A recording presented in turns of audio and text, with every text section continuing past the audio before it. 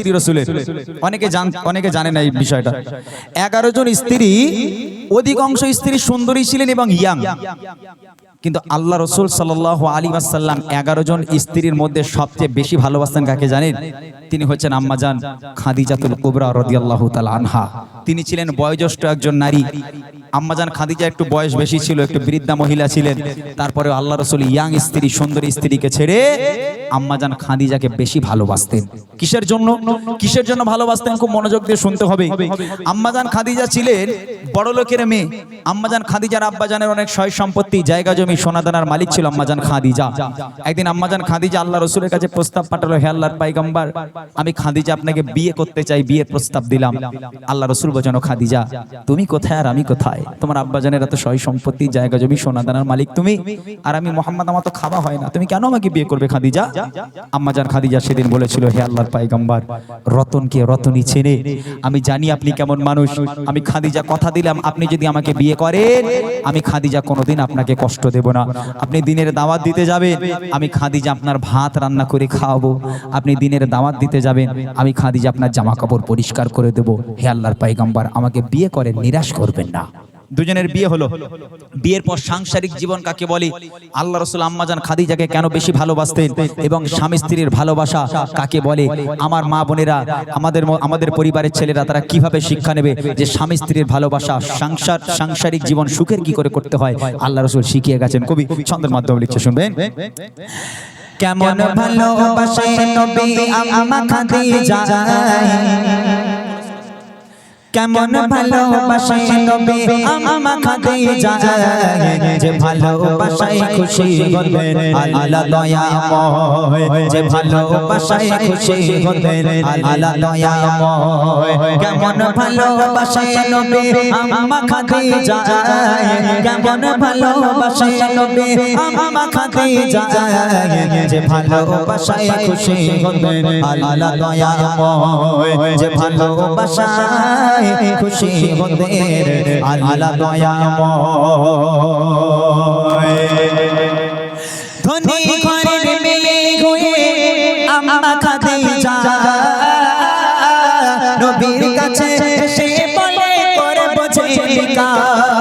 ধনী ঘরের মেয়ে হয়ে আম্মা খাদিজা নবীর কাছে এসে বলে করে বোঝে নিকা। নবী বলে, ও খাদিজা কেন চাও আমায়? নবী বলে, ও খাদিজা কেন চাও আমায়? রতনকে রতনী চেনে অন্য কেহ নয়, ও রতনকে রতনী চেনে অন্য কেহ নয়। কেমন ভালোবাসে নবী আম্মা খাদিজা, কেমন ভালোবাসে নবী আম্মা খাদিজা, যে ভালোবাসায় খুশি হতেন আল্লাহ দয়াময়, যে ভালোবাসায় খুশি হতেন আল্লাহ দয়াময়। দিনের দাওয়াত দিতে গেলেন নবী, কোনদিন রাত 12টা, কোনদিন রাত 1টা, কোনদিন রাত 2টোর সময় আল্লাহ রাসূল বাড়িতে আসতো। রাত বেরাত আল্লাহ রাসূল বাড়িতে আসতো। চতুর্দিকে দিনের দাওয়াত দিয়ে আল্লাহ রাসূল রাত 12টায় আসুক, 1টায় আসুক আর 2টায় আসুক না কেন, বাড়িতে এসে দরওয়াজার সামনে দাঁড়িয়ে শুধু একবার দরওয়াজায় টোকা মারতো। একবার, সঙ্গে সঙ্গে দরজা খুলে যেত। আম্মাজান খাদিজার সামনে দাঁড়িয়ে আল্লাহ রাসূল বলছেন, ও খাদিজা তুমি কি ঘুমাও না? বলছে কেন? বলে একবার দরওয়াজায় টোকা মারে তুমি খুলে দাও, কেমন করে পারো? তুমি কি ঘুমাও না? আম্মাজান খাদিজা বলেছিল, হে আমার স্বামী, আপনি যখন বাইরে থাকেন আমি খাদিজা ঘুমোতে পারি না, বড় টেনশন হয়, বড় ভয় হয়, না জানি কাফেরেরা আপনার উপর কোনো আক্রমণ করলো কিনা, আপনার কোনো ক্ষতি করে দিল কিনা, এই চিন্তায় আমি খাদিজা সারা রাত ঘুমোতে পারি না, আপনার পথে দরওয়াজার গোড়ায় আমি বসে থাকি। আহা কি ভালোবাসা বলেন তিনি। আমার ঘরে মেয়েরা পারবে? হ্যাঁ, আল্লাহ রাসূল যত রাত্রি আসুক একবার টোকা মারতো, আর আমার ঘরে ছেলেরা অফিস থেকে বাড়ি 12টার মধ্যে বাড়ি আসবে, 12টার সময় বাড়ি এসে একবার টোকা মারলে আমার ঘরের মেয়েরা দরজা খুলবে বলে মনে হয়? ওরে আল্লাহ, টোকা মারা দূরের কথা, কিল মেরে ঘুষি মেরে শেষে রাগের মাথায় এক লাথি মেরেছে, দরজা মাঝখান থেকে ভেঙে গেল। তারপরে আমার মায়েদের ঘুম ভাঙে না, সব জান্নাত থেকে ঘুরে বেড়াচ্ছে। ওদি সকালবেলা উঠি আবার কত মায়েরা গল্প দেয়, জানিস আমার স্বামী আমার কিরকম ভালোবাসে, আমার স্বামী আমার সোনার চাঁদ না। ওরে বাপরে বাপ, আম্মাজান খাদিজার উপরে সবাই, বুঝলেন না? আপনারা রাগ করবেন না, বয়োজ্যেষ্ঠ মানুষ আপনারা, এখনকার যে জামানা সেই জামানার কথা বলছি। কবি লিখছে দেখেন, দিনের দাওয়াত দিতে নবী দাঁড়ে অপেক্ষাতে বসে থাকে বিবি নিজের ঘরে দিনের দাওয়াত দিতে নবী যায় গো দাঁড়ে দাঁড়ে অপেক্ষাতে বসে থাকে বিবি নিজের ঘরে দরজা টোকা দেবার সাথে দরজা খুলে যায় দরজা টোকা দেবার সাথে দরজা খুলে যায় বিবি বলে আপনি ছাড়া ঘুম নাহি হয় ও বিবি বলে আপনি ছাড়া ঘুম নাহি হয় কেমন ভালোবাসে নবী আম্মা খাদিজা কেমন ভালোবাসে নবী আম্মা খাদিজা যে ভালোবাসায় খুশি গোদের আল্লাহ দয়াময় যে ভালোবাসায় খুশি গোদের আল্লাহ দয়াময়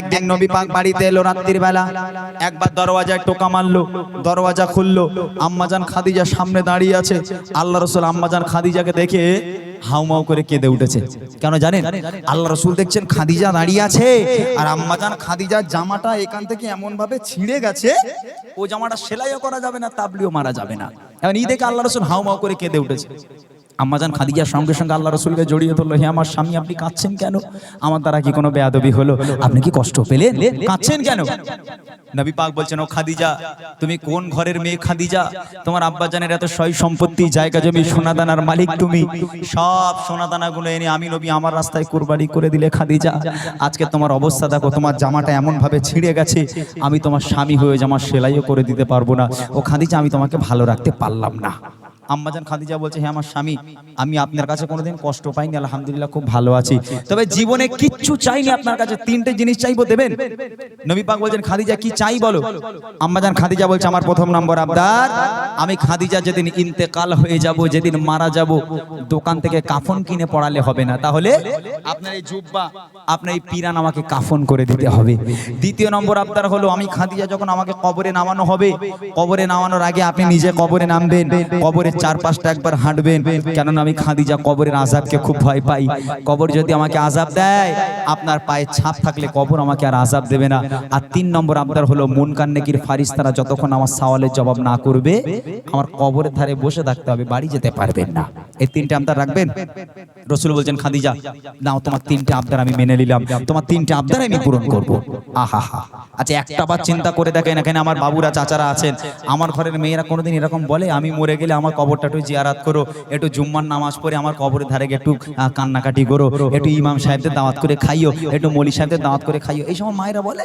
ও সব বলবে না বলে বকরিদ চলে না আমাদের ওলা উঠে উঠে দিঘায় লেগালে না হ্যাঁ একটু বকখালি লেগালে না ওরে আল্লাহ আমার মায়েদের আবদার শুনলে মাথা খারাপ হয়ে যাবে সেই মায়েরা স্বামীর কাছে কি আবদার আম্মাজান খাদিজা করেছিল কবি লিখে দেখেন বিবি বলে ও গো স্বামী মরণের পরে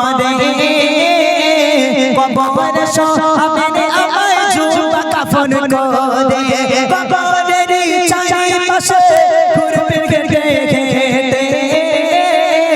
কবর যেন রাগাই পারে আমায় পিছে দিতে থাকবে বসে ফারিস্তাদের সওয়ালের সময় থাকবে বসে ফারিস্তাদের সওয়ালের সময় কবরের কঠিন আযাব বড়ই ভয়ের হয় কবরের কঠিন আযাব বড়ই ভয়ের হয় কেমন ভালোবাসে নবী আম্মা খাদিজা কেমন ভালোবাসে নবী আম্মা খাদিজা যে ভালোবাসায় খুশি গোদের আল্লাহ দয়াময় যে ভালোবাসায় খুশি গোদের আল্লাহ দয়াময়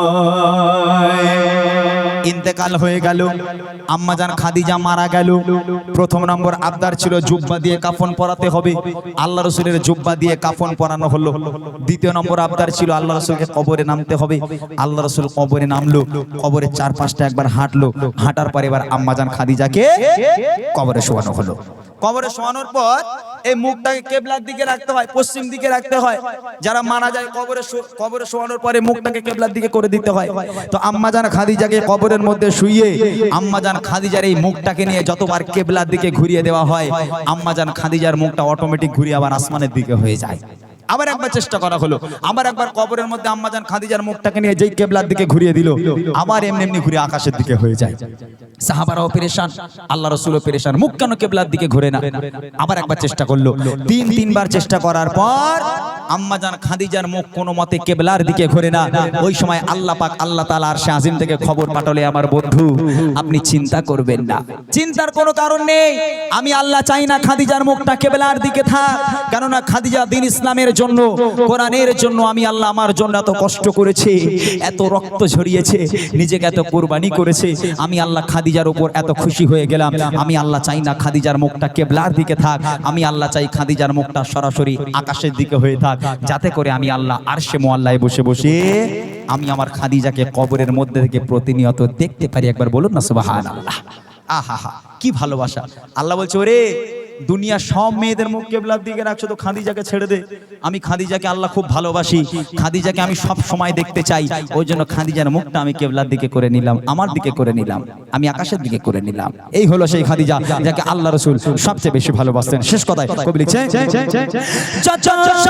খাদিজাকে কেবলাতে মুখ করে ততবারে আসমানের ওই দিকে যায় যে ঘোরে।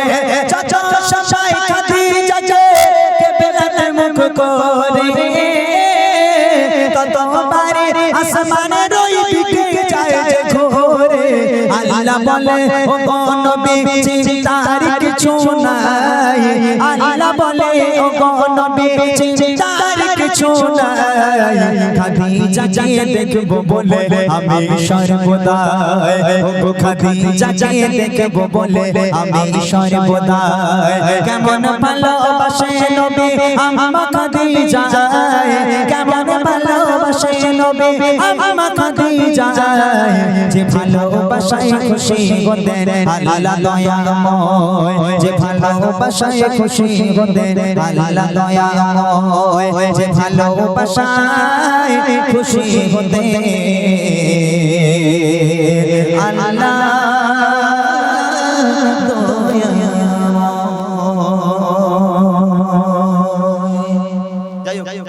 আমি ঘটনামূলক গজল শেষ করলাম এখানেই। আর মোটামুটি দুই একটা রিকোয়েস্ট আপনারা দেন, আমি ইনশাআল্লাহ ইমাম সাহেব পেছনে বসে আছেন, হয়তো ওনার এখন সময়, উনি ওয়াজ নসিহত করবেন, আপনারা শুনবেন। অনেকক্ষণ আমি সময় দিলাম, আল্লাহ পাক যদি আবার কখনো নিয়ে আসে ইনশাআল্লাহ আসবো আপনাদের সম্মুখে, আবার সময় নিয়ে আসবো, সেই সময় অনেক অনেক গজল শোনানো হবে। বলেন কয়েকটা গজলের, হ্যাঁ বলো।